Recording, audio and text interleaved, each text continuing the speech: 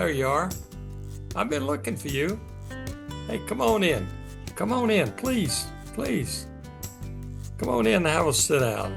Let's visit a few minutes. I think I got a real interesting topic for you today. It's surprising that I haven't talked about it before, but it's the thing called self-confidence. Before I do, I get into that. A couple of people I want to thank. I'd like to thank Dan there. Dan is the behind the scene guy for all this, what we do. Director, producer, all around great guy. And so I did want to publicly acknowledge Dan and the job he does. And we're very thankful for that. And the lady that's around me and kind of, as I like to call it, my encourager, Janie Jordan. So my thanks to both for the excellent things that they have done that helps my self-confidence. That's for sure. You know, self-confidence is, I think, if I think about it, sometimes the most challenging part of life's journey is accepting the fact that we are worthy of the trip, wherever that journey that you're on takes you. Do you believe that you're worthy of the trip? Well, I'm Lou Vickery, and I want to share several points today with you about self-confidence. I'm thinking about confidence comes from a Latin word which means fidere. Well, I probably didn't pronounce it right, but it seems to be that the word means trust. And so if we're going to have confidence, you know what it really means? Self-confidence means we have trust in our own abilities and judgment. Because, see, it allows us to feel secure. And remember the old statement, feel secure in your own skin? Well, that's what it does. It involves a positive view of ourselves and the conviction that we are worthy of the trip. Many talented individuals fail to measure up to their potential because of a lack of self-confidence. Now, the significant factors that interfere with self-confidence are things like low self-esteem, fundamental insecurity, inferiority complex, or just simple overall self-doubt. They're all close related. Often at the base of these things that lead to low self-confidence is being told early in life that we're not good enough or somehow we're not capable of doing what we choose to do. Is this a challenge for you? It has been for me in my life. But don't you dare for 1 second to believe that you don't have the internal greatness that you need to enjoy the trip. See, many of the comments that come to us are from our own family. It's not that they don't want us to succeed. They don't want us to do well. What happens is that it's just the opposite. They're scared for us that if we don't do well, then all the negatives start to pile on. Have you had to overcome some negativism yourself? I know what it's like.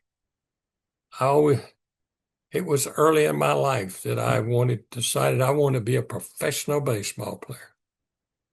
And I worked toward that. But there were some people that were discouraging.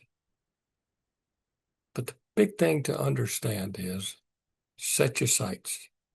To build a bright future, you got to possess self-confidence par excellence. The remarkable capabilities that you have will grow as your self-confidence grows. I want to leave you with 10 points. I want to make 10 points about developing self-confidence. You take these to heart if this is an issue for you. The first one is that you need to be prepared. Knowledge management is crucial to improving the attitude you have toward yourself. You will ultimately do what you're prepared to do. So learn. Be actively engaged in whatever you've chosen as a life, career, or if you haven't reached that stage and you're developing, if you will, a portfolio that will carry you to a career doing something or somewhere, be prepared. Knowledge management. Make that a priority. You also have to, number two is you have to be active. You cannot acquire self-confidence sitting around waiting for something to happen. You have to be actively involved to develop the skills and to improve your overall ability to perform. To reach a quality level, you got to be active. That is a must to develop self-confidence. Number three is to be excited about what you're doing. You see, unless we're excited about what we've chosen to really dig ourselves into, we're never really going to develop the level of self-confidence needed to be tops in that chosen field. Be fired up about your position, your job, your career. That's a vital step in building self-confidence. Here's one of my favorites, number 4. Wherever you are, be there. And what does that mean? Concentrate, focus, attentive presence. Give whatever you are doing at any point in time your full attention. Focus on it.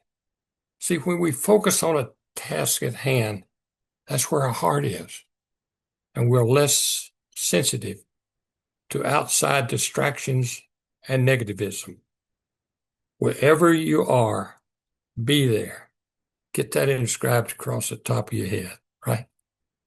Number 5, another very important factor. Speak the winner's language. Now, what in the world does that mean?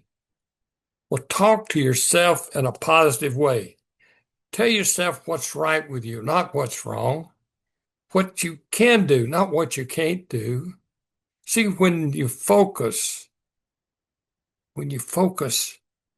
on talking to yourself in an upbeat, positive way, that energizes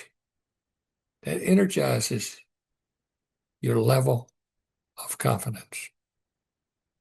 It helps you understand that it's always best to be a self-coach, not a self-critic. Point number 6, expect the best. Expect the best. You know, I've been a believer in my life that you plan to do the things that are necessary for things that could go wrong. But what you do is you mentally focus on what can go right. So when you participate mentally in the conviction that something good is going to happen, that's the direction that your confidence level will take you. You're more apt to make something good happen when you're confident that it will happen. Number 7, exercise patience. A deep and abiding confidence in your ability to perform is sometimes something that takes time. It has to be coaxed in step by step. So patience is the ability to find something else to do in the meantime. It's what I call strategic waiting. Waiting. Patience. Patience. Oh, I can tell you, that's been a tough one for me. I wanted it to happen overnight, but it doesn't always happen that way, does it? Exercise patience. Number 8 is associate with winners. Associate with those people who are successful, the people that do things that you really want to do. You see, when you stop to think about it, those are the kind of people that we can learn from, that will give us a bigger concept of them, of ourselves, because they're already there. They know what it's like to be successful. They know what it's like to have quality self-confidence. Those are the people that can help bring out the best qualities in yourself. So make sure that you associate with winners. If you all, one of the things I guarantee you can count on, particularly if you're young, is whatever type of people that you associate with, that's the direction your life will take. And don't you forget it. Number 9 is be achievement oriented. See, confidence is an outgrowth of experience and skill in achieving results. You got to have something to show for it, right? So self-confidence is the deep and lasting reward of achievement.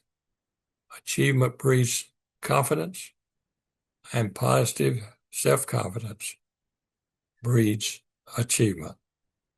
They go hand in hand.